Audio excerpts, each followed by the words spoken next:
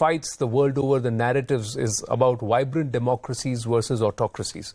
So there are entities who want to, like China and some other nations, who want to show that when it is a unified command and it is like a quasi-dictatorship or autocratic rule, that's when things work. Whereas nations like India, nations like America, Japan want to show that democracy thrives, democracy can deliver. And that's something which Prime Minister Narendra Modi also spoke about. You believe it's important for nations to go, especially democratic nations, to collaborate like India and US are engaging right now? Yes, I think it's important. It's important, one, for just the interest of both of our countries. A lot of the things that we have been seeing, the things that will be announced today, just on a very basic level, are in our interest as Americans and are in India's interest as well. But then on a more philosophical, ideological level, it sets a wonderful example when not only the superpowers of the world come together, but the superpowers of the world promoting democracy come together. It sends a very powerful message to everybody in the world, no matter how big their country, their economy is. So I think it was a very, very positive image that we saw today. But do you also believe that India and the Indian diaspora in America needs to do a better job of telling the India story better, to inform the American people at large more about what India actually is? Do you believe there is a bit of a perception or misinformation? Lack of information, if I may say that.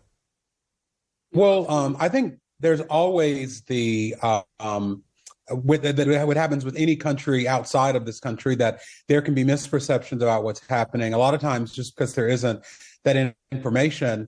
And I wouldn't put that at the fault of the Indian diaspora here.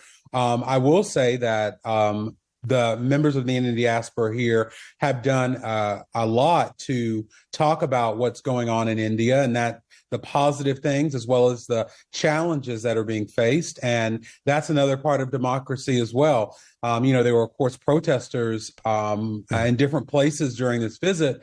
And what I love about democracy is when I see that actually makes me happy. And why is that? That's because that's democracy. That's when we see things that we can do better, we voice those opinions.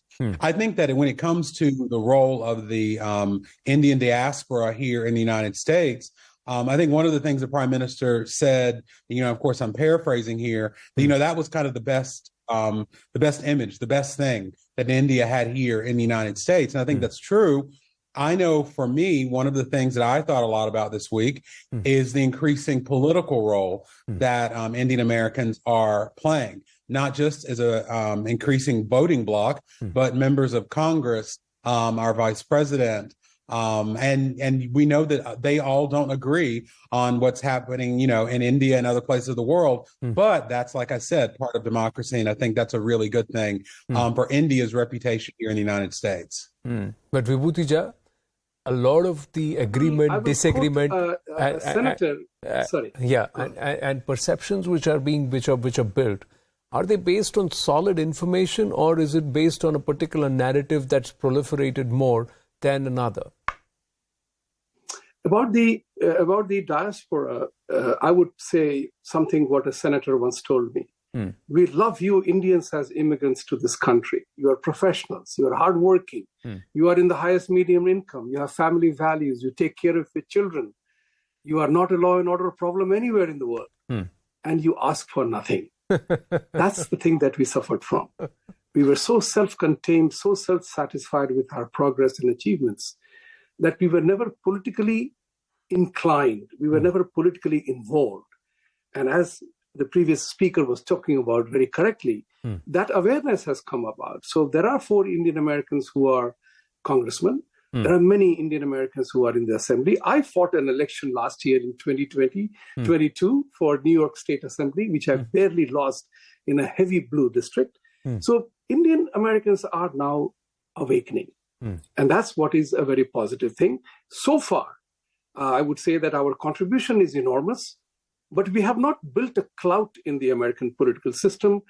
And, that is our undoing. There are many other vociferous groups who have built a political clout. We haven't yet, but we are building it.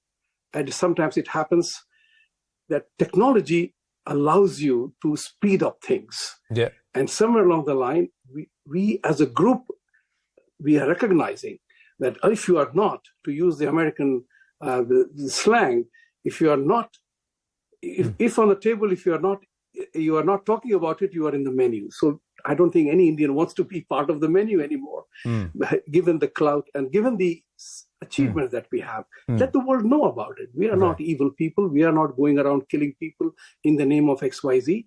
So why are we being branded as if it's some kind of an evil? But what's most important in terms of narrative building, defense cooperation, is a recognition of the fact that regardless of political differences, which will happen in a democracy, there are things that unite.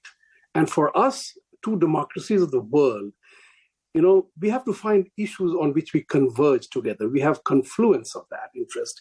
Because we all heard a few weeks ago, people, talking about a concept of liberal authoritarianism, a restricted freedom.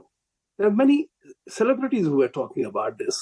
So if we believe in America, live free or die, if freedom is the thing, then what is restricted freedom are we talking about? What is liberal authoritarianism we are talking about? So for the sake of freedoms and liberties and the values we cherish, we have to recognize certain very harsh realities and we have to confront them.